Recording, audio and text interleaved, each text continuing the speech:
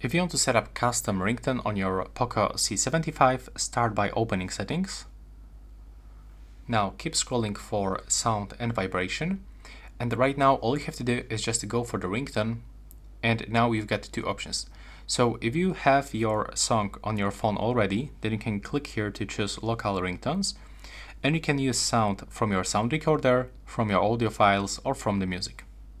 So if you have something right here, just select and click OK. But if you don't have any sounds on your phone, you can also use these ringtones that you can download right here. So you get some recommendation, like for example the love songs. So once you tap it, you'll be redirected. Just wait for a loading screen for a few moments. If it takes too much time, like in my case, you can also try to go in some other sounds that you can take a look right here.